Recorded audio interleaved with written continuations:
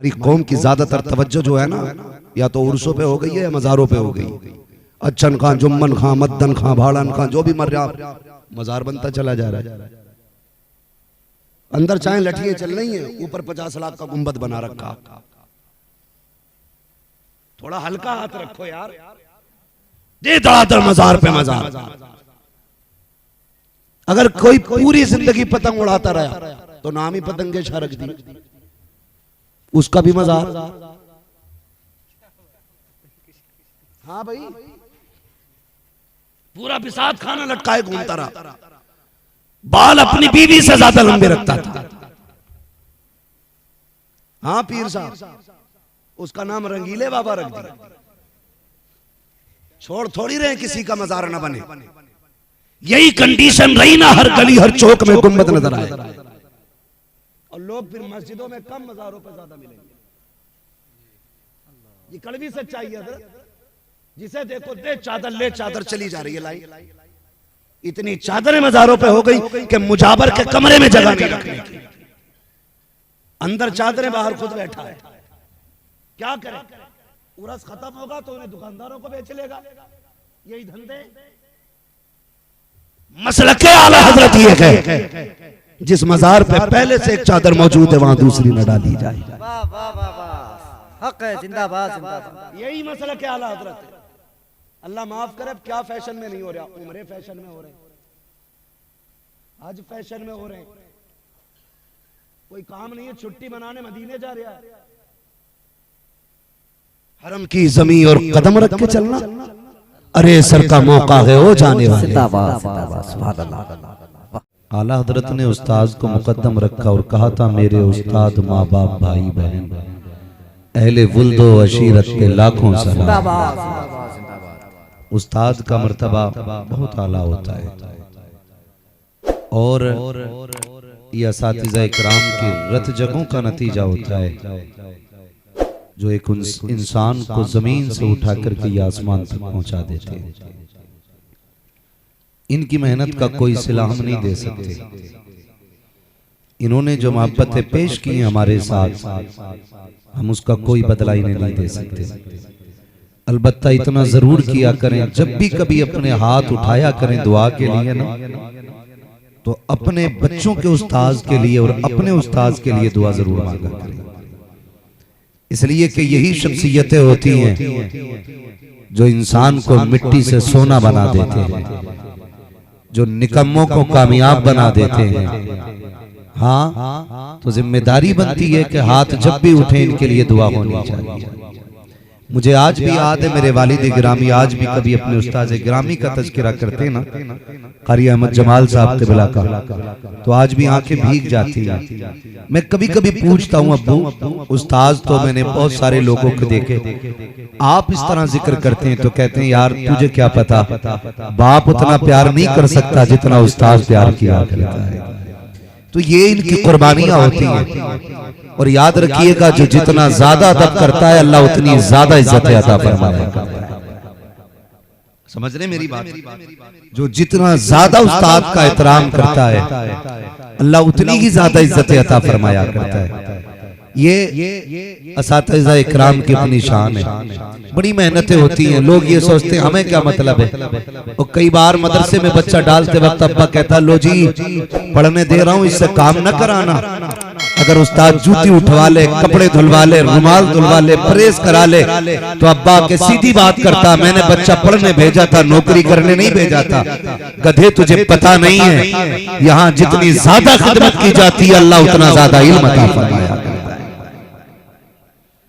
अगर किसी के ज़हन में ये बात हो कि सिर्फ घुटने रगड़ने से इल्म आता है, तो सारी किताबें मार्केट में मिलती हैं। हर फन की किताब का तर्जुमा उर्दू में मौजूद है। अगर सिर्फ मेहनत से काबिल बनते ना यार, तो फिर मदरसों की जरूरत नहीं होती। ये जो जहन साजी हो गई है ना, हम लोगों के आपस में जहन बन गए। आज कोई खिदमत तो करा ले उस्ताद से, उस्ताद कोई खिदमत तो करा ले, मजाल है। बाप देख ले मूड खराब हो जाता, बच्चा पढ़ने दिया था, नौकरी करने नहीं। सफाई के लिए दूसरा बंदा रखो, मेरा बच्चा नहीं। होश नहीं है तुझे। तुझे नहीं पता कब इसके हाथ उठ जाएंगे, कब अल्लाह तकदीर चमका देगा। तुम नहीं जानते हो कब इसके हाथ उठेंगे, कब अल्लाह इसको बुलंदियों का बुलंद मीनार अता फरमाएगा। जब उस्ताद के पास बच्चे लाया करो ना, ये मत कहा करो सिर्फ ये पढ़ने के लिए, कह दिया करो ये आपको दिया, जो चाहिए इससे कराइए, जो चाहिए कराइए। उस्ताद ना बड़ा खुददार होता है, अगर खिदमत भी लेगा तो खाली नहीं छोड़ेगा, सिले में कुछ न कुछ जरूर उसको अता कर देगा। लेकिन एक माहौल ऐसा है, कई जगह की ऐसी शिकायतें मिलती हैं, किसी ने उस्ताद ने पजामे कपड़े प्रेस करने दे दिए तो बच्चे का हाथ पकड़ा, अब्बा लेके चला गया, ये पड़ जाएगा। नहीं, ऐसा ना करें। बहुत बड़ा नाम एक है, मुफ्ती अहमद यार खान रहमतुल्लाह तआला अलैह, बहुत बड़ा नाम। आपकी बारगाह में नाई खातून आई, कहने लगी जनाब ये मेरा बेटा है, पढ़ा दीजिए इसको। आपने देखा, कहने लगे इस वक्त लेके आई हो, अब तो एडमिशन भी कहीं नहीं हो रही। खातून ने कहा हज़रत जी अगर एडमिशन का जो वक्त था उसमें मैं बच्चे को लेके दौड़ती रही, कभी इधर कभी उधर, ताकि कोई मेरे बच्चे को पढ़ा दे, लेकिन सबने कहा नहीं ये नहीं पढ़ सकता, थक हार गई हूँ तो आपके पास लेके आई हूँ। फरमाने लगे मेरे पास क्यों लाई हो? कहा हुजूर अपनी खिदमत में रख लीजिए। कहा क्या कराना है? कहा जो आपकी मर्जी करे वो कराइए। मदरसे वालों ने ठुकरा दिया है, अगर ये कुछ ना भी पढ़ेगा तो ये सोच के लाई हूँ अल्लाह वाले की खिदमत तो करता रहेगा। जिंदाबाद।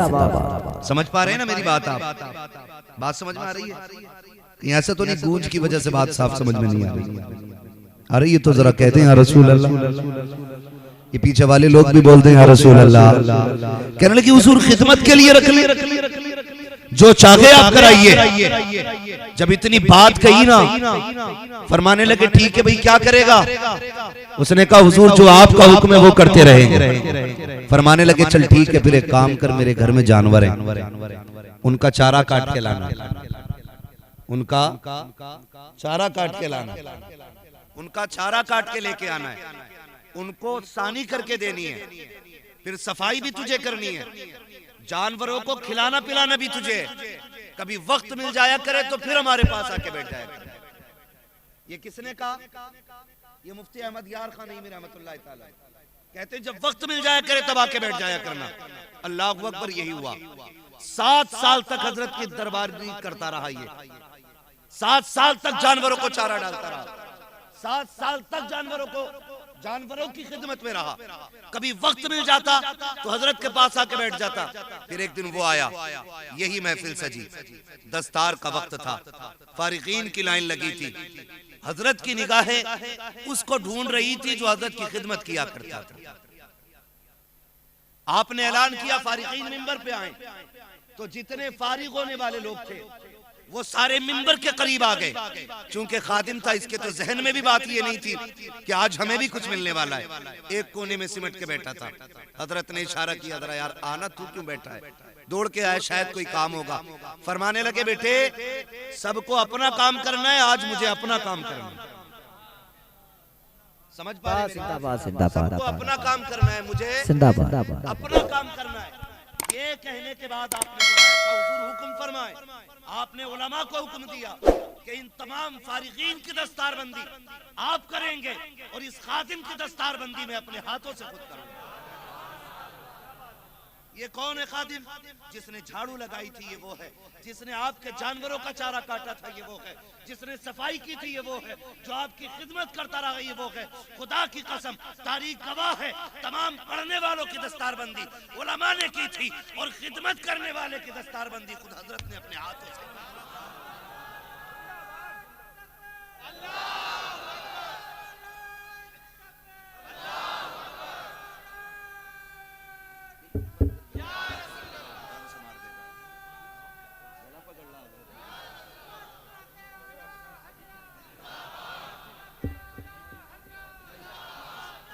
रहने तो ऐसे ही हो जाएगा, कोई मसला नहीं।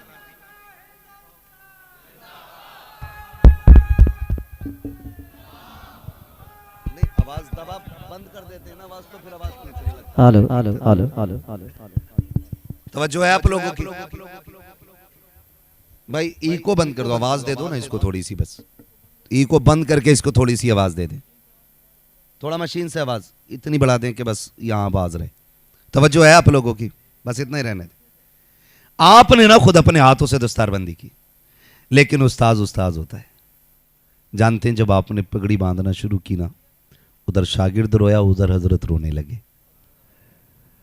आप फरमाते तू क्यों रो रहा है? उसने कहा हुजूर मैं इन इज्जतों के लायक तो नहीं था ना जो आपने मुझे दी है। मैं इस लायक कहां था जो आपने मुझे इज्जत बख्शी है। हुजूर मेरी पगड़ी क्यों बांधी जा रही? फरमाने लगे यार इन्होंने अपना काम किया है, तूने अपना काम किया है। इन्होंने अपना काम किया है, तूने अपना काम किया है। और उसके बाद ना पगड़ी का जब फेर घुमाते जाते ना रोते जाते। हुजूर आप क्यों रो रहे हैं? कहने लगे मैं इसलिए रो रहा हूं यार, ये जितनों की पगड़ी बंधी है ना ये चले जाएंगे और ये दूर दूर जाके दीन की खिदमत करेंगे। वादा कर तू मुझे छोड़ के तो नहीं जाएगा ना?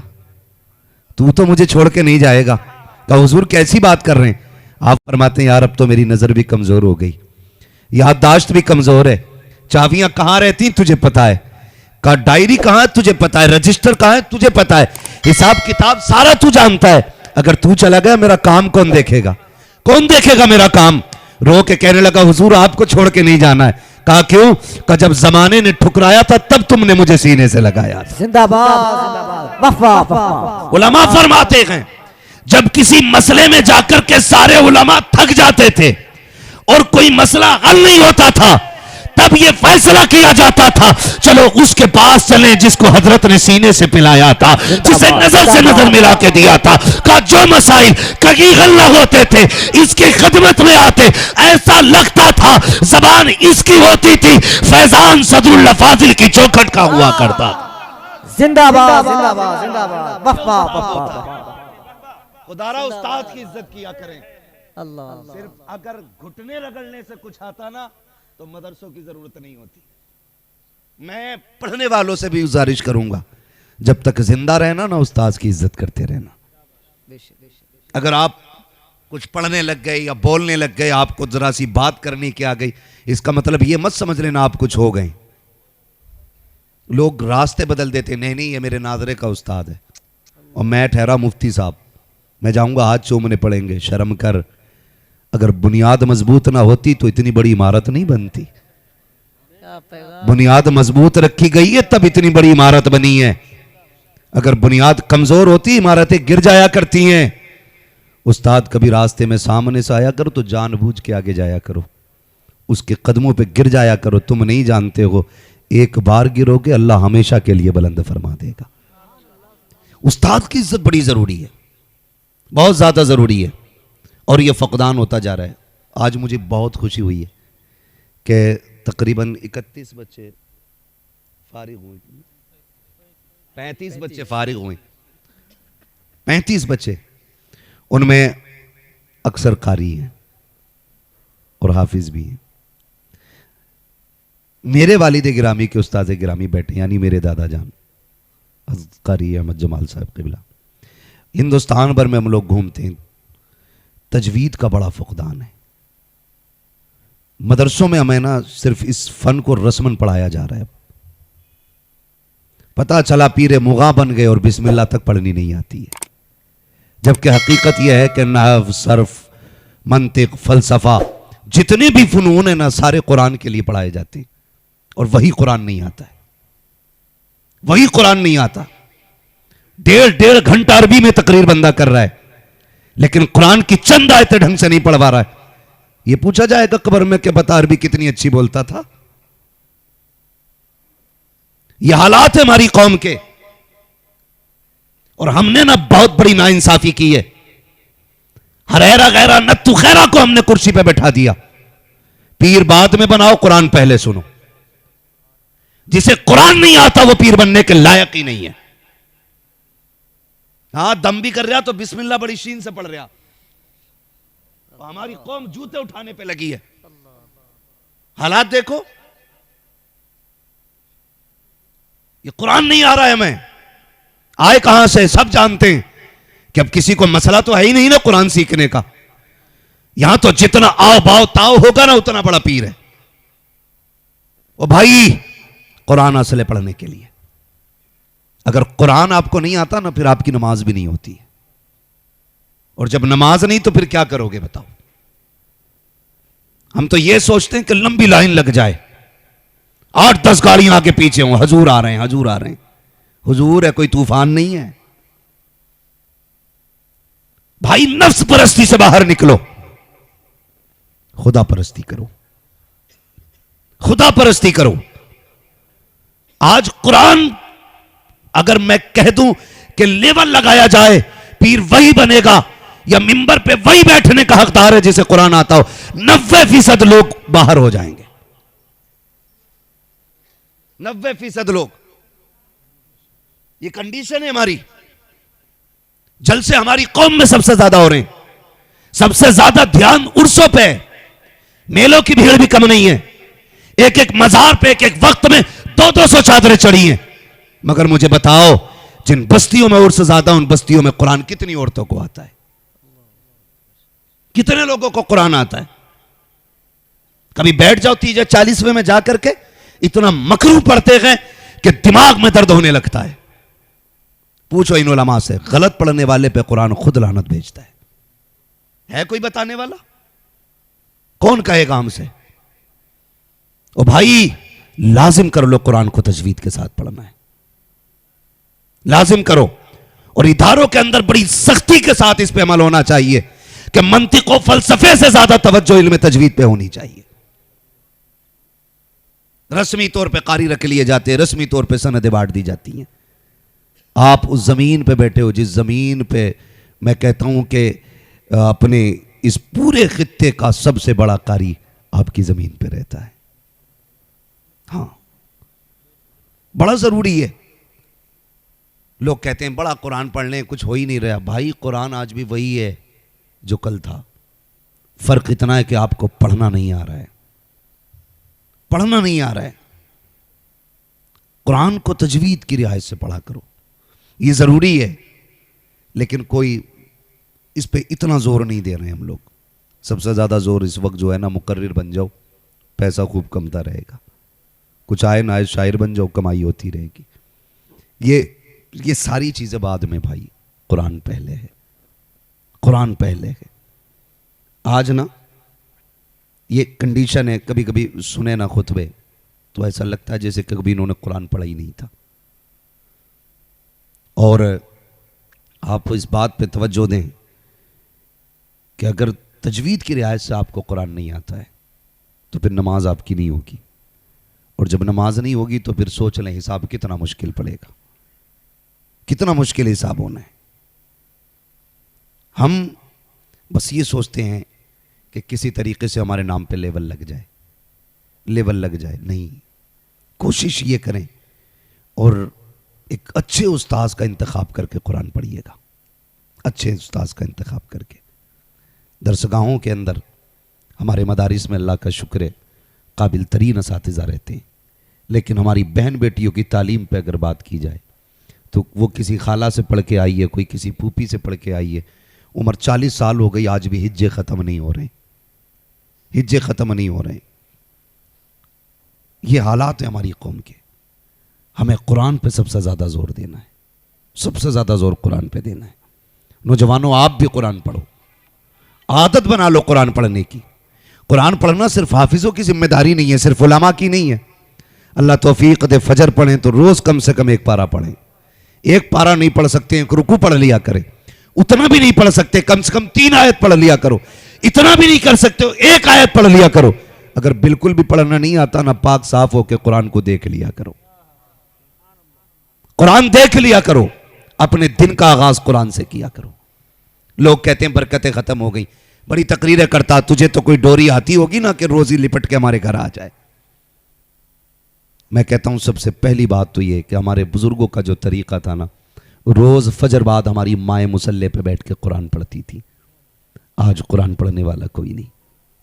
फजर बाद मुसल्ले पे बैठ के तिलावत होती थी, परिंदे भी सुनते थे, दरो दीवारें भी सुनती थी, और फिर अल्लाह उस तिलावत के सदक़े में घर में बरकतें अता फरमाया करता था, घर में बरकतें होती थी।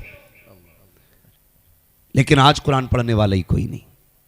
पढ़े कौन फजर में, जब सारे 10 बजे सो के उठ रहे हैं। 2 बजे तक जब पबजी खेलेंगे तो फजर में कौन उठेगा? अब्बा से कह रहे हैं बेटे को उठा, तो अब्बा खुद 3 बजे सो रहा है। जब वो 3 बजे सोएगा तो फिर बेटा कितने बजे सोएगा? आपको मैं बता दूं, ये जो ताज देख रहे हैं ना ये सरों पे, ये खाली मेहनत और खाली एकदम ऐसी दुआओं से भी नहीं आते। याद रखिएगा बेटे, उस वक्त नसीब वाले होते हैं जब उनकी जिंदगी की मेहनतों के साथ साथ मां बाप की दुआएं भी शामिल होती हैं। आप भी थोड़ी सी कोशिश किया करें। लड़का अपना जुआ खेल रहा है तो कह रहे मौलवियों ने बेड़ा गर्क कर दिया। बेटा अपना शराब पी रहा है तो कह रहे मौलवियों ने बेड़ा गर्क कर दिया। बेटा अपना टाइम से नहीं उठ रहा, बेड़ा मौलवियों ने गर्क करके रख दिया। क्यों भाई? मौलवी किस चीज के जिम्मेदार हैं? का इतने जलसे कर रहे हैं और कौम नहीं सुधार पा रहे। तेरे बेटे को भी हम सुधारेंगे। उलमा की जिम्मेदारी है। तू रात के 3 बजे सो रहा है, ये डंडा लेके तुझे टाइम से सुलाएं जा करके। याद रखिएगा, मैं आपको बता दूं, जिस तरह खेती के लिए ट्यूबवेल, चश्मे और समर का पानी कीमती होता है, उसी तरह औलाद के लिए मां बाप की आंखों का पानी कीमती हुआ करता है। अच्छी फसल के लिए नगर चश्मे का पानी काम आता है, अच्छी नस्ल के लिए मां बाप की आंखों का पानी काम आता है। बेशक जिंदाबाद। अक्सर औलादें वही कामयाब होती हैं जिनके पीछे रातों को उठ के दुआएं करने वाले मां बाप हुआ करते हैं। जब से आपने रातों में उठना छोड़ दिया ना, फिर बेटों ने कामयाब होना छोड़ दिया।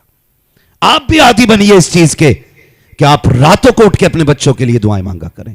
कामयाब वो नहीं है जो पीछे 8-10 प्लाट छोड़ गया, 4-5 मंजिल बिल्डिंग छोड़ गया और बड़ा फख्र है लोगों को, अरे मर गए तो क्या हुआ, 20,000 देंगे, पीर साहब को बुला के जनाजा पढ़वा लेंगे। भाई कामयाब वो नहीं है जिसने 4-5 प्लाट छोड़े, कामयाब वो है जिसने अपने पीछे कुरान वाले छोड़े, जिसने अपने पीछे तिलावत करने वाले लोग छोड़े, जिसने अपने पीछे हाथ उठाने वाले लोग छोड़े, वो सबसे बड़ा कामयाब बंदा है। मगर इसकी फिक्र ही नहीं है, जो होगा देख लिया जाएगा। मैं एक बात कहता हूं, खुशनसीब है वो बाप जिसने अपने पीछे कुरान पढ़ने वाला बेटा छोड़ा है। कुरान पढ़ने वाला बेटा छोड़ा है।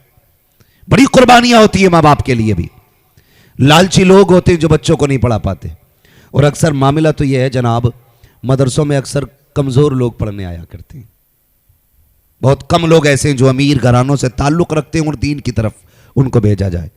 जरा सा पैसा हुआ ना जेब में, कह रहा है MBBS बनाना है, उसको कह रहा है IPS बनाना है। हम इस बात से इनकार नहीं करते, मैं कहता हूं बने। हमारी ही कौम के अंदर IAS भी होने चाहिए, IPS भी होने चाहिए, लेकिन जरूरी है उससे पहले गुलाम मुस्तफ़ा होने चाहिए। सुभान अल्लाह, जिंदाबाद जिंदाबाद गुलाम मुस्तफ़ा होने चाहिए। हुबली जाना हुआ, एक नौजवान आके मिला, कहने लगा बड़ी तकलीफ है हजरत, कुछ बात करनी है। मैंने कहा बता। कहने लगा मेरी लाइन में ना कई सारे मुस्लिम नौजवान हैं जो दीन से फिर गए। मैंने कहा तू क्या कर रहा? उसने कहा मैं साइंटिस्ट हूं। कहने लगा यहां आकर के कई नौजवान दीन से फिर गए। मैंने कहा वो क्या कहते हैं? कहा उन्होंने अब ये कहना शुरू कर दिया खुदा कोई है ही नहीं। वो अंधेरा ही भला था कि कदम राह पे थे, रोशनी लाई है मंजिल से बहुत दूर हमें। ये नुकसान क्यों हुआ मालूम है? हमने एक दिन के लिए मदरसा नहीं भेजा अपना बेटा। वरना अल्लाह की इज्जत की कसम खा के कहता हूं, ये इमारत जिसे आप बिल्डिंग कहते हो, इसके अंदर अल्लाह ने इतनी बरकत रखी है, कुछ ना पढ़ करके आप 1 साल इसमें गुजार जाएं, दुनिया के किसी कोने में चले जाएंगे, आपका ईमान भी सलामत रहेगा, आपका दीन भी सलामत रहेगा। नारे तकबीर, नारे रिसालत, जश्न ईद मिलादुन नबी, दारुल उलूम एहसानुल उलूम। सुभान अल्लाह, जिंदाबाद। अब एक के साथ कहता हूं, हमने नहीं पढ़ाए बच्चे और शौक हो गया है, डिग्री चाहिए हमें, ऐसी डिग्री पे लानत जो हमें हमारे दीन से दूर कर दे। हमें वो डिग्री चाहिए जो हमें हमारे मुस्तफा के करीब कर दे। ये हालात हमारी कौम के हैं। गलती की हमने। ये बताओ, अगर कोई पौधा हो छोटा सा, उसको अगर मोड़ दिया जाए तो वो सीधा रहेगा? बोलो, बोलें जरा। नहीं रहेगा ना सीधा, वो फिर टेढ़ा ही बढ़ता रह जाएगा। अगर कोई छोटा पौधा टेढ़ा हो, हमने अपने बुजुर्गों को देखा, बड़े बूढ़ों को देखा, हमारे दादा को देखा है कि वो उसको ना लकड़ी के साथ बांध के सीधा खड़ा कर देते थे। फिर वो जब तक मजबूत होता लकड़ी लगी रहती, जब मजबूत हो जाता उसको हटा लिया जाता, वो फिर सीधा रहता था। ये हुआ कि नहीं? बोलो, हुआ कि नहीं ऐसा? तो जो छोटे पौधे होते हैं उन्हें दुरुस्त सहारे की जरूरत पड़ती है। हमारी अकल पे पत्थर पड़ गए। हमारे बच्चे जब एक पौधे की शक्ल में थे, हमने इंग्लिश मीडियम के ऐसे स्कूलों में बच्चे डाले जहां हमारे बच्चों को हमारे दीन से दूर किया गया। जब उन्हें जरूरत थी उन्हें कुरान की तालीम दी जाती, तब हमने उन्हें 1 घंटा भी कुरान के लिए नहीं दिया। हमने 50 मिनट अपने बच्चों को दीन के लिए नहीं दिए, बल्कि यह कह दिया, कहा गया था मस्जिद में, कहा उनके पास ना बैठा कर वरना आगे नहीं बढ़ेगा। कहा क्योंकि मौलाना लोग हैं, पुरानी सोच रखते हैं, आगे नहीं बढ़ने देंगे। खबरदार, जबान को ताला लगा। तू नहीं जानता है आज भी जहां साइंस जाके खत्म हो जाती है वहां से मेरे मुस्तफा के गुलामों की परवाह शुरू हुआ करती है। जिंदाबाद वो कहां पे बीबी? जिंदाबाद। जहां तुम उड़ के थक जाते हो वहां से मुस्तफा के गुलामों की परवाज का आगाज होता है। कहते हो ये बच्चों को आगे नहीं बढ़ने देंगे, अभी तुम वहां नहीं पहुंचे हो जहां मुस्तफा के गुलाम जाके बैठ गए। सोच बदलो अपनी, अपने बच्चों को कुरान दो, दीन दो, तालीम दो, इन्हें सिखाओ, मुस्तफा का गुलाम बनाओ। क्या ये सच्चाई नहीं है? हमारा ही बेटा नाम रिजवान अब्दुल रहमान डाकू बना बैठा कोर्ट में, हमारा बेटा है MBBS है, अब्दुल्ला नाम है, जंग के चोरी कर रहा है कुर्सी पे बैठ के डॉक्टरी। क्या हुआ? नाम तो अब्दुल्ला है, जब ये दवा लिखता है तो इसे गैरत नहीं आती है? जब जरूरत से ज्यादा कलम चलाता है इसके हाथ क्यों नहीं कांपते? चेक करना कभी उसे मुस्तफा के इश्क की हवा नहीं लगी होगी। वरना दावे के साथ कहता हूं, अगर उसने दीन को करीब से जाना होता ना तो कभी किसी की नाजायज दवा लिखते वक्त इसके हाथ कांप जाते और इसको ख्याल आता, खबरदार डॉक्टर बाद में है, मुस्तफा का गुलाम पहले है। धोखा नहीं देना है, हुजूर का गुलाम पहले है। ये ख्याल आता ना, फिर किसी के बच्चे के साथ ये गद्दारी नहीं होती कि 5 किलो के बच्चे को 6 घंटे के अंदर 7 किलो दवा चला दी जाती है और उसके बाद अगला पर्चा दे दिया जाता है, फिर बोतलें लेकर के आओ, फिर 7 किलो दवा। मैं पूछना चाहता हूँ, जिस बच्चे का वजन 5 किलो है उसको 24 घंटे के अंदर 14 किलो दवा कैसे लग सकती है? कैसे लग गई 14 किलो दवा? तो ये क्या हो रहा है? सिर्फ टाँके पड़ रहे हैं, उसके बाद भी बच्चा नहीं बचता है। मैं कहता हूँ सुनो, डॉक्टर बाद में बनाओ, गुलाम मुस्तफा पहले बनाओ। जब वो दवा लिखेगा, दवा बाद में लिखेगा, दुरूद पहले पड़ेगा, तस्बीह पहले पड़ेगा। दवा में फायदा हो न हो, मुस्तफा के नाम से फायदा पहले होना शुरू हो जाए। जिंदाबाद जिंदाबाद। नारे तकबीर, नारे रिसालत, जश्न ईद मिलादुन नबी, उलमाए अहले सुन्नत, मसलके आला हजरत अल्लामा मुफ्ती हम्माद रजा साहब किबला। नारे तकबीर, नारे रिसालत, जिंदाबाद जिंदाबाद।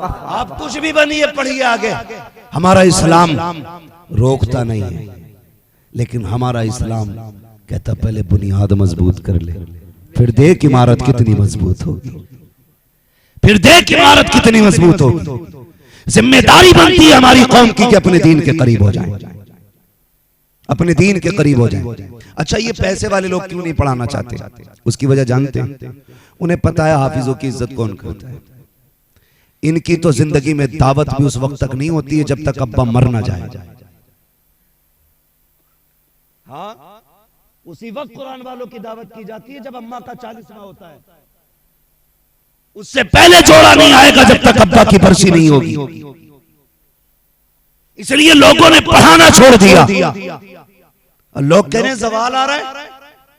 ऐसी कौम पे जवाल नहीं आएगा तो क्या आएगा जिसने कुरान वालों को सिर्फ तीजे के लायक समझा है, सिर्फ 40वें के लायक समझा है। क्यों याद नहीं आते ये कुरान वाले जब तेरे बेटे का वलीमा होता है? क्यों याद नहीं आते इन कुरान वालों की तुझे जब तेरे बेटे का अकीका होता है? अम्मा मरती है तो जाओ, चले जाओ दारुल उलूम एहसानुल उलूम में, वहां से 10 बच्चे ले आओ, 11 लाना 11वीं की निस्बत से। बेगैरत शर्म नहीं आ रही? खाली तीजे 40वें के लिए रह गए कुरान वाले। इसी वजह से कौम पे तबाही आ रही है। हमने कुरान वालों की तौहीन की। जाओ जाके खुद आजमा लेना, मैं गलत नहीं कह रहा हूं। अगर वलीमा होता है तो कुर्सियां लगती हैं, इस पे कौन बैठेगा? वीआईपी लोग। कौन बैठेगा? कौन है जी वीआईपी? का तुम खड़े रहो फिर देखो। हमने देखा ना 18,000 के जूते, 16,000 का कोट पैंट, 6,000 का चश्मा, 9,000 का कैप लगाया, चैन की घड़ी डाले हाथ में, चला आ रहा जानवरों की तरह डोलता। का कौन है? का ये वीआईपी आ रहा है। हमने कहा इसमें कौन सी चीज वीआईपी वाली है? देखते नहीं कपड़े कितने महंगे। मैंने इससे महंगा तो, इससे ज्यादा महंगी तो गेंडे की खाल होती है। हाँ भाई, जिसके कपड़ों की बात कर रहे हो, इससे महंगी गेंडे की खाल होती है, इससे वीआईपी तो गेंडा हुआ। का देखते नहीं जूते 12,000 के पहने। मैंने कहा इससे महंगे तो कछुए के नाखून होते, तो इससे ज्यादा वीआईपी तो कछुआ हुआ जी। ये काय का वीआईपी? लेकिन मयार हम बना रहे हैं। कोट वाला आगे, पैंट वाला आगे। हम देखते हैं कि जब मदरसे वालों की दावत होती है, अब्बा जी कुरान वाले आए हैं, कहता उधर चादर बिछा के खिला दे, उधर तरी पे बैठा के खिला दे, बाहर बैठा के खिला दे, यहाँ ना लाना, यहाँ पे नेता मंत्री बैठेंगे, यहाँ पे कूट कूट वाले बैठेंगे। गैरत आनी चाहिए। तुम कहते हो कि ये वीआईपी है, अरे तुम्हारी सलाम को क्या है? तुम तो कुछ भी कह देते हो। चलो उससे पूछते हैं जो भी कहता है, वमा यंतिकु अनिल हवा इन हुवा इल्ला वह्यु यूहा, जो अपनी मर्जी से नहीं बोलता, जबान उसकी होती है, फरमान खुदा का होता है। आप बताओ वीआईपी कौन है? आका फरमाते हैं खैरुकुम मन तअल्लमल कुरान व अल्लमहु। वीआईपी वो होता है जो कुरान सीखा करता है, कुरान सिखाया करता है। जिंदाबाद जिंदाबाद जिंदाबाद। बहुत अच्छा पैगाम। जिंदाबाद जिंदाबाद। जिसे पेशाब करने तक का तरीका नहीं। महबूब कहते हैं वीआईपी वो है जो कुरान सीखता है, कुरान सिखाता है। जिंदाबाद। सुभान अल्लाह सुभान अल्लाह। बहुत खूब। गलती हमने की है। इसी बुनियाद पर लोगों ने बच्चों को दीन सिखाना बंद कर दिया कि पढ़ भी गया तो तीजे 40 में ही जाएगा। ये बात अलग है कि तीजे 40 की जरूरत है कुरान वाले। हम तो कहते हैं पैदा होते हो तब भी कुरान वालों की जरूरत पड़ती है, दुनिया से जाते हो तब भी कुरान वालों की जरूरत पड़ती है। इनके बगैर तो आना भी मुश्किल है, जाना भी मुश्किल है। और फिर भी सबसे ज्यादा बदनाम जमाना यही जमात है। हमें सोचना चाहिए हम क्या कर रहे हैं, सोचना चाहिए हमें क्या कर रहे हैं। कह रहे आओ पिच्ची बैठो, अपज्जी आओ अपज्जी बैठो। तुझे पता है मैं कहता हूं अपनी कौम से खुदा की कसम, जिस कौम के 10 साल का बच्चा कुरान का हाफिज हो सकता है ना, उस कौम के लिए आईएएस आईपीएस बनना कोई बड़ी बात नहीं है, कोई बड़ी बात नहीं है। हमारी कौम के 10 साल का बच्चा अगर हाफिज हो सकता है ना, तो इंशाअल्लाहुल अज़ीम 90% हमारी जमात में आईएएस आईपीएस पैदा हो सकते हैं। बेशक जिंदाबाद। लेकिन पढ़ के ही नहीं दे रहे, नकल करके तो हाई स्कूल पास करते हैं और कहते हैं नाम देख के ना मुसलमान समझ के निकाल दिया। अपनी नाकामी पे तासुब का चश्मा लगा देते हैं लोगों के। जो बच्चा हाई स्कूल नकल करके पास होगा वो इंटरव्यू में निकल जाएगा। बोलो आगे बढ़ोगे? नहीं बढ़ सकते। मेहनत करो। मैं कहता हूं किसी मर्ज का इलाज बन जाओ, कामयाबी खुद तुम्हारी चौखट तक आएगी। पढ़ो तो आगे बढ़ो, तो वही मास्टर सबसे अच्छा जो नकल करा दे, वही स्कूल सबसे अच्छा जहां नकल में बच्चे पास हो जाते। ये अच्छाई नहीं है, ये धोखा है और ये बर्बादी है। मेहनत से आगे बढ़िए। जरूरी नहीं है 90% तुम्हारे नंबर हो, आप 80% लेके आइए नंबर, लेकिन अपनी मेहनत के होने चाहिए। फिर जहां बैठोगे ना वो कुर्सी तुम्हारी हो जाएगी, कोई नहीं छीन सकता तुमसे। कितने मिसबाही लोग आईएएस आईपीएस नहीं है, कितने मौलाना लोग जिले चला रहे हैं, शहर के शहर चला रहे हैं। किसी ने छीनी कुर्सी उनसे? काबिल बनो, काबिल बनो। और देश में आज भी काबिलों की कमी है। अगर काबिल लोग देश में होते ना तो ये तबाही नहीं होती जो हो रही है। इसलिए काबिल बनिएगा और आगे बढ़िएगा, लेकिन बुनियाद में दीन रखिएगा, दीन रखिएगा बुनियाद। ये जमात बैठी हुई है, आप इन पे अगर नजर डालें, ये इदारे हमारे, अल्लाह इन्हें सलामत रखे। सारे दुश्मनों की नजर हमारे मदरसों पर है, इसलिए कि सब जानते हैं ये मदरसे ना रूह हैं, दीन की रूह, दीन की रूह है ये मदरसे। अगर ये बंद कर दिए गए ना तो फिर जज्बा और दीन लोगों के सीनों से खुद ब खुद खत्म हो जाएगा। गैर तो पढ़े ही है मदरसों के पीछे, हमारे अपने भी पढ़े। 10 रुपए नहीं देगा, हिसाब लेगा साल भर का, कि पिछले साल जो चंदा हुआ था पहले उसका हिसाब दो तो 20 रुपए दूंगा। इस 20 रुपए का टैप लेकर अपने मुंह पे लगा ले, ना तेरा पैसा चाहिए ना तेरी बोली चाहिए। ये कंडीशन हमारी कौम की है। गैर तो गैर अपने भी मदरसों के दुश्मन हो गए। इन मदरसों का एहसान मानो। हमारी और आपकी जिम्मेदारी बनती है कि हम मदरसों के कांधे से कांधा लगा के खड़े हो जाएं। गलत नहीं कह रहा हूं, बुरा ना मानना, मैं पक्का बरेलवी हूं और तुम में सबसे ज्यादा पक्का हूं शायद। हमारी कौम की ज्यादातर तवज्जो जो है ना, या तो उर्सों पे हो गई है या मजारों पे हो गई। अच्छन खां, जुम्मन खां, मद्दन खां, भाड़न खां, जो भी मर रहा मजार बनता चला जा रहा है। अंदर चाहे लठियां चल रही हैं, ऊपर 50 लाख का गुंबद बना रखा। थोड़ा हल्का हाथ रखो यार, ये धड़ाधड़ मजार पे मजार। अगर कोई पूरी जिंदगी पतंग उड़ाता रहा तो नाम ही पतंगे शाह रख दी, उसका भी मजार। हाँ भाई, पूरा बिसात खाना लटकाए घूमता रहा, बाल अपनी बीवी से ज्यादा लंबे रखता था। हाँ पीर साहब, उसका नाम रंगीले बाबा रख दिया। छोड़ थोड़ी रहे किसी का मजार न बने। यही कंडीशन रही ना, हर गली हर चौक में गुंबद नजर आए और लोग फिर मस्जिदों में कम मजारों पे ज्यादा मिलेंगे।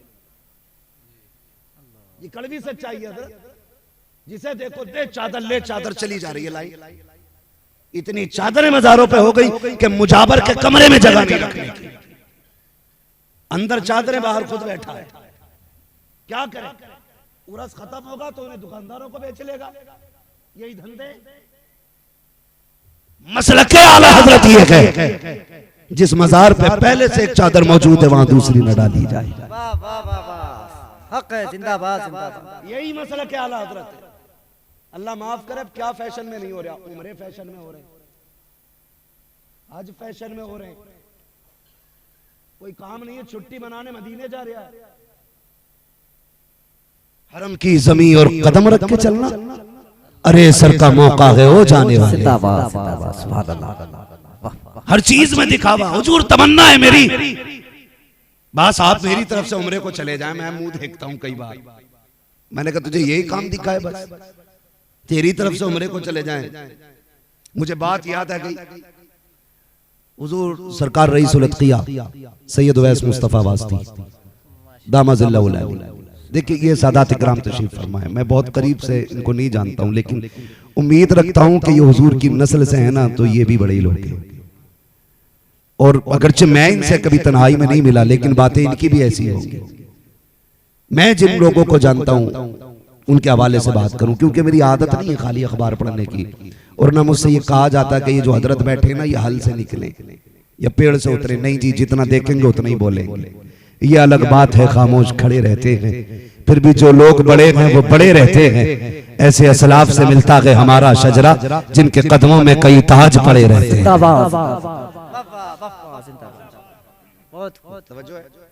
चलूं आगे थोड़ा सा, सरकारी चले आगे जरा, कहते हैं रसूल अल्लाह। तो सरकार वैस मियां साहब क़िबला फरमा रहे थे एक दिन, कहने लगे मौलाना ताज्जुब है, लोगों के भी अजीब मिजाज है। मैंने गुफ्तगू की, हजरत उसी पे कहने लगे एक शख्स मुझसे आके कहने लगा हजरत जी तमन्ना है कि आप मेरे साथ उम्रा करने चले, मेरे साथ उम्रा करने चले। फरमाने लगे अच्छा। कहने लगे उससे पहले एक जरूरतमंद बंदा आए बैठा था।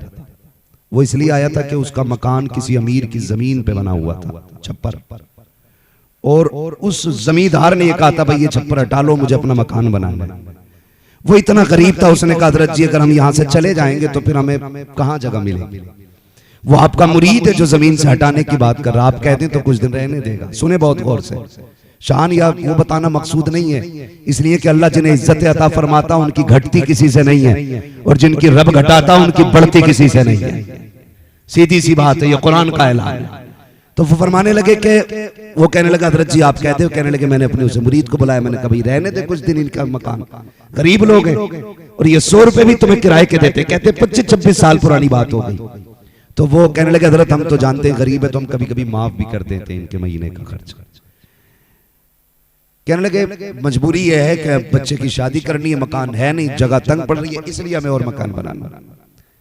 कहने लगे इतने में वो उम्रे वाले लोग आ गए, कहा हम आपको उम्रा कराना चाहते हैं।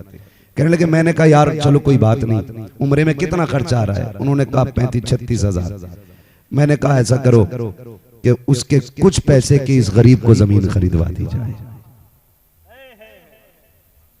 ये नजरिए देखिए आप, खिदमत खल्क देखिए। कहने लगे छोड़िए यार, उम्रा जब नसीब होगा चले जाएंगे, लेकिन ये जो बैठा है ना गरीब, ये रो रहा है, अगर अल्लाह तौफीक दे उसके आधे पैसों की जमीन खरीदवा दे। फरमाते उन लोगों ने ना जब जमीन का इंतजाम किया, आधे पैसों में जमीन मिल गई, बाकी पैसों से टीन शेड वगैरह डाल दिया। कहने लगे जब आया था ना तो बड़ा दबा हुआ झुका हुआ था। कहने लगे अगली बार जब आया ना तो सेहतमंद सा नजर आ रहा था, मुस्कुरा रहा था। कहने लगे मैंने साथ वालों से कहा बताओ अगर मैं मदीने जाता क्या हुजूर मेरे जाने से इतने ही राजी हो जाते जितना इस गरीब के मुस्कुराने से राजी हो गए। ये अल्लाह वालों की नजरें होती हैं और ये फैसले होते हैं। पता नहीं दीवाने की नजरों को जहां देख रहा है, दीवाना खुदा जाने कहां देख रहा है। तुम चादर में ही घूम रहे गए, कहां बैठे हो यार, खिदमत खल्क करो। मुजाबर भी मना नहीं कर रहा, लाए जाओ, भरो मेरा कमरा, भरो मेरा कमरा। सुनो आपसे इतनी सी गुजारिश है, मत डालो 1000 चादरें मजार पे। अगर आपकी चादर 1000 की है ना, 50 रुपए की गुलाब लो मजार पे डाल दो, 950 रुपए जाकर के किसी कुरान पढ़ने वाले को दे दो। वो उस दिन खबर चली कि 70 लोग 350 किलोमीटर से अजमेर शरीफ चादर लेके जा रहे हैं। 70 मीटर की 70 गज की चादर अजमेर शरीफ लेके जा रहे हैं। हमने सोचा यार जब इतनी अकीदतमंद है तो वली होंगे। जब देखा तो ना एक की दाढ़ी, ना एक का लिबास इस्लामी। तहकीक करी तो कहीं एक जगह रुक के एक सजदा तक नहीं किया। अब बताओ अल्लाह को नाराज करके अजमेर वाला राजी होगा? बोलो, बोलते क्यों नहीं? वली अल्लाह को नाराज करके वली राजी हो सकता है? छोटी मोटी नजर में चादर ही चल रही है। मैं आपसे कहना चाहता हूं अगर आपको नजर माननी है, अगर आपको खर्च करना है तो चाहिए एक जोड़ा मार्केट से खरीदिए, लेके मजार शरीफ पे जाइए, जाके कहना चाहते बाबा ये मैंने तेरी तरफ से खरीदा है, अजमेर वाले ये तेरी तरफ से है, बगदाद वाले ये तेरी तरफ से है, नजफ वाले ये तेरी तरफ से है, करबला वाले ये तेरी तरफ से है, ये गरीब को देने जा रहा हूं। खुदा की कसम वो जोड़ा गरीब को दे दो, इधर गरीब राजी होगा, उधर मजार में मजार वाला राजी हो जाए। नारे तकबीर, नारे रिसालत, नारे रिसालत, जश्न ईद मिलाद नबी, उलमाए अहले सुन्नत, मसलके आला हजरत, नारे तकबीर, नारे रिसालत, जिंदाबाद जिंदाबाद। करो ना ऐसा, लेकिन नहीं करेंगे, चादर ही चढ़ागा जाकर। ओ भाई चादर के बदले में मैं आपसे ये नहीं कहता मैं मजारों को नहीं मानता हूं, मजार हमारी पहचान है, समझ रहे हैं? विलायत हमारी सच्चाई की दलील है, वली हमारी ही जमात में पैदा होते हैं। लेकिन आपसे इतनी सी गुजारिश है पैसा सही जगह खर्च करो, पैसा सही जगह खर्च करो। एक मजार शरीफ पे गए, इतनी बड़ी गोलक और इतनी लगभग ऊंची होती, वो फूल लकड़ियों से ठोस रहे, पैसे उसमें लकड़ियों से, पैसा अंदर जा नहीं रहा। मैं सोचने लगा जहां जरूरत नहीं है वहां लकड़ियों से ठूंस रहे हैं। मदरसों के मुदर्रिसीन की तनख्वाहें 3-3 महीने की उधार हो जाती हैं। हमारी कौम को गैरत का पानी नहीं चढ़ता, शर्म नहीं आती हमारी कौम को। शायद बुरा लगेगा आपको, कितना तुम्हारी गोलकों के पैसे से कितने मुजाबिर जाकर के समंदरों के किनारे अय्याशी करते हैं। तुमने गोलकों में पैसे डाले, तुम्हें क्या दिया गया है? कुछ भी नहीं दिया गया। काश तुमने ये पैसा उठा करके मदरसों में लगाया होता, कुरान वालों पे लगाया होता। आज 35 मिले गए, आने वाले दौर में इंशाअल्लाह 70 हाफिज कुरान दिए जाए। तुमने सही जगह पैसे लगाए, तो हमने सही जगह पैसे नहीं लगाए। मुझे चढ़ गया चिश्ती रंग है? वो मरा मूतते मूतते खड़ा होकर मूत रहा था, मजार बनवा दिया। तो जैसा पीर वैसे ही मुजाबर। मैं तो मुजाबिर बिन मुजाबर ही कहूंगा, जैसा हजूर वैसा ही मुरीद। तो भाई वो खड़े खड़े मूतता मरा, ये डांस कर रही है कौम, कह रहे चलो भाई उर्स आ गया बाबा का। और जो पैसे ना देना मुकाबले के लिए कहते ये सुन्नी नहीं है, उसका सुन्नियत से भाई का बुरा ना मानिए, ये कड़वी सच्चाई है। मैं कह दूं मैं आईना को दिखाऊंगा दाग चेहरे के, जिसे खराब लगे सामने से हट जाए। हमें जी हुजूरी करनी नहीं आती। मैं तो कहता हूं मेरे दादा बैठे, मैं खुल के फिर भी ये बात कहूंगा, हमारी इतनी शान नहीं थी जहाजों में उड़ते, हमारी इतनी औकात नहीं थी बड़ी बड़ी गाड़ियों में घूमते। ये कौम का पैसा जिसकी वजह से हम उड़ते भी हैं और ऐश भी कर रहे हैं, चल भी रहे हैं। इस पैसे के बदले में आपकी चापलूसी करके आपका पैसा नहीं लेके जाना है। बात सच्ची कह के जाएंगे, भली कड़वी लगे या कलेजे फटे। मेरे भाइयों बदलो अपने आप को। मरा तो कह रहा उसे बुलाना, वो टॉप पे चल रही है, वो आजकल टॉप पे। इतने बड़े मजमे में कोई बता सकता है इतना बड़ा बेगैरत होगा जो अपनी बहन बेटी को 50 लोगों के सामने बिना दुपट्टे के बैठाना गवारा करे? होगा कोई? बोलो, बोले नौजवान, होगा कोई इतना बेगैरत? मुझे नहीं लगता कि हम में कोई इतना बेगैरत भी होगा जो अपनी बहन बेटी को बिना दुपट्टे के मिंबर पे बैठा दे। अगर हम नहीं सोच सकते कि हमारी बहन बेटी किसी के सामने बिना दुपट्टे के बैठ जाए, तो उस वक्त गैरत कब मर जाती है जब किसी की बेटी को बिना दुपट्टे के स्टेज पे बैठा करके उसकी शायरी पे कान लगाए जाते हैं। कहां मर जाती है गैरत हमारी? मुसलमान हो यार, किसी की बेटी को नाचने पे मजबूर ना करो, वरना याद रखना अगर आज तुम किसी की बेटी की इज्जत को तमाशा बनाओगे, उस वक्त तक मौत नहीं आनी है जब तक तेरी बेटी की इज्जत का तमाशा नहीं बनेगा। बदलो अपने रवैये। नाचने वाला इधर, नाचने वाली इधर, और छठे छठे गुंडे मुआशरे के बैठते हैं आगे, टेबल पे गड्डियां लगाई जाती हैं। कौन है? मुखिया का बेटा है, प्रधान का बेटा है। आज मुकाबला चलेगा, देखें किस्मत कितना दम है। जब चलती है दौलत की बर्बादी, इधर से उधर का जवाब चलता है, तो लोग यूं उड़ाया करते हैं पैसे को, इस तरह पैसे लुटाते हैं। लोग कहते हैं मौज आ गई, आज तो भरम रख लिया मुखिया के बेटे ने, नाम रोशन कर दिया खानदान का। नहीं, नाम रोशन नहीं हुआ है, आज नाम डुबा के रख दिया है खानदान का। इज्जत लूट ली गई इस नौजवान ने खानदान की। अगर पैसा ज्यादा ही था, इस पैसे को नचनियों पे ना लगाते, तमाशे पे ना लगाते। तेरी बस्ती के अंदर कोई गरीब था जो स्कूल मदरसे की फीस नहीं दे पा रहा था, इस पैसे को उठा करके उसकी तालीम पे लगा देता। अगर इस पैसे से पढ़ के वो IAS IPS बन के कुर्सी पे बैठता तो कहीं भी होता, कुर्सी हिंदुस्तान की होती, निजाम मदीने वाले मुस्तफा का नजर आ जाता। जिंदाबाद जिंदाबाद। अपने पैसे का सही इस्तेमाल कीजिए। जिंदाबाद। पढ़िए, तालीम हासिल कीजिए, इल्म सीखिए, दीन सीखिए, पढ़िए। मैं ये नहीं कहता कि आप मास्टर न बने, डॉक्टर न बने, सब बने, गुलाम मुस्तफा पहले बने गुलाम मुस्तफा। मैं वलियों से दूर करने नहीं आया, जोड़ो इनके करीब। इनके करीब जाके देखो तो बहुत कुछ मिलता है, बहुत कुछ मिलता है। कभी सादात इकराम के पहलू में बैठ के पूछो तुम्हारे जद्दे अमजद की भी राज क्या है। खुदा की कसम, फिर इनके लहजे देखना और इनकी आंखें देखना, इनके लहजे बताएंगे, इनके अंदाज बताएंगे। हमें जद्दे अमजद से जो भी मिला है, खुदा की कसम वो जबर नहीं मिला है, हमेशा सब्र मिला है। पूछो ना इनसे, बड़ी कुर्बानियां पेश हुई है दीन के लिए, बड़ी कुर्बानियां पेश हुई है दीन के लिए। आला हजरत ने कहा था कैसे आकाओं का बंदा हूं रजा, बोल बाले मेरी सरकारों के, तेरी नस्ल पाक में है बच्चा बच्चा नूर का, तू है ऐने नूर तेरा तेरा तेरा सब घराना नूर का। ये हुजूर की औलाद से ताल्लुक रखने वाले लोग हैं। मैं कभी कभी बैठता हूँ सरकार रईसुल अत्किया के पास, कभी होता वक्त कहता हूँ हुजूर नसीहत फरमाए।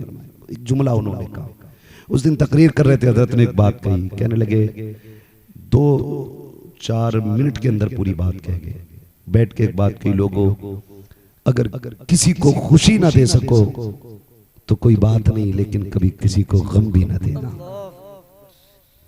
गम भी ना देना। मैंने कहा हजरत जी मेरी समझ में बात ये नहीं आती है कि दुआ क्या है बद्दुआ क्या है। मैंने हजरत से पूछा, हो सकता है किसी को इख्तलाफ हो मेरी राय से, मेरी बात से, लेकिन हो तो वो करे बैठ के जाके, फर्क नहीं पड़ता है। अपना तो एक उसूल है, तेरे टुकड़ों पे पले गैर की ठोकर पे न डाल, झड़कियां खाए कहां छोड़ के सदका तेरा। 2 बातों में अल्लाह वाले बात खत्म कर देते हैं। हुजूर के बेटों की बात कर रहा हूं। सरकार रईसुल अत्किया फरमाने लगे क्या पूछना चाह रहे हो? मैंने कहा हुजूर दुआ क्या है बद्दुआ क्या है? कहने लगे किसी का दिल तोड़ देना बद्दुआ है, किसी का दिल जोड़ देना ये दुआ है। सुभान अल्लाह, सुभान अल्लाह, सुभान अल्लाह। 2 बातों में खत्म कर दी, समझा दिया 2 बातों में। दिल तोड़ देना बद्दुआ है, दिल जोड़ देना ये दुआ है। बेशक कोशिश ये करें किसी को दुख ना दें, किसी की तौहीन न करें, किसी को जलील न करें। कुरान वालों को उनकी वो इज्जत दी जाए जिसके वो हकदार है। करेंगे इंशाअल्लाह, अपने मदरसों के साथ खड़े होंगे इंशाअल्लाह, सारे बोले इंशाअल्लाह। अपने मदरसे के साथ खड़े होंगे, दीन की खिदमत करेंगे। फरमाया गया या आलिम बनना या तालिब इल्म बनना, अगर ये दोनों न बन सको तो इनसे मोहब्बत करने वाले बन जाना। इनसे मोहब्बत करते हैं आप कुरान वालों से? करते? बुरा न मानना, अल्लाह करे मैं भी आगे चल के पीर बन जाऊं। मगर मैं एक बात कहूं, हम जाके कहते हैं हजरत तावीज दे दो बरकत नहीं हो रही, तो भाई हजरत भी तावीज दे ही देते, मसला कोई नहीं हो। तावीज शरीयत में गलत नहीं है, तावीज देना कोई गलत बात नहीं है, लेकिन उन तावीजों में कितना असर होना ये अल्लाह ही जाने। मैं एक बात कह के जाता हूं जो जल्दी असर करेगी। जिसके घर में बरकत ना होना, एक वजीफा मेरा भी रख लेना, मदरसे आना, कारी मोहम्मद अहमद साहब के पास, कारी अहमद जमाल साहब के बिला, या स्टाफ के, या हमारे सदर साहब मोतमीम साहब, इन लोगों के पास आना, कहना बरकत नहीं है, हुजूर का एक मेहमान दे दो, हमें अपने घर उसके जरिए बरकत लेके आनी है, बरकत लेके आनी है। उसे लेके जाओ और अपने बच्चों से कह देना सुनो तुम खाना बाद में खाओगे, हुजूर का गुलाम खाना पहले खाएगा। ये इज्जतें भी देनी है साथ में, ये नहीं बुलाया और रोटी सरका दिया आगे खा ले और निकल ले, इससे बरकतें नहीं आनी है, इससे और नहुसतें आएंगी। खाना भी दो तो इज्जत से, अपने बच्चों से कह तुम बाद में खाओगे, हुजूर का गुलाम पहले खाएगा, उसे खिलाएं। और ऐसे बर्तन में ना खिलाएं कि जिसको खाने के बाद मैं बर्तन के फेंकना है।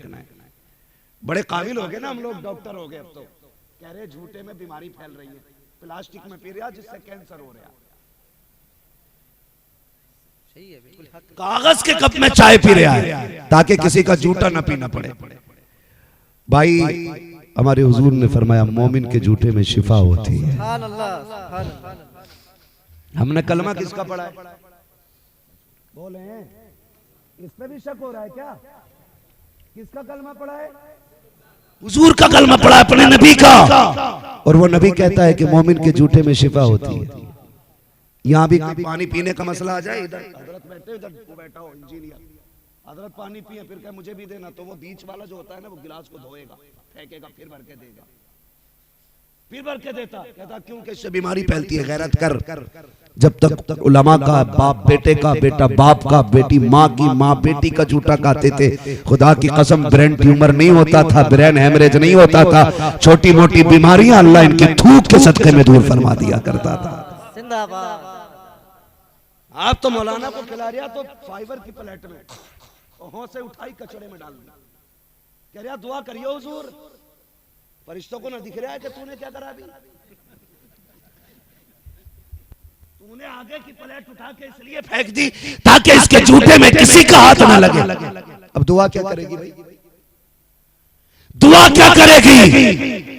मैंने पहले ही कहा था, दिल तोड़ देना बद्दुआ होता है, दिल जोड़ देना दुआ होता है।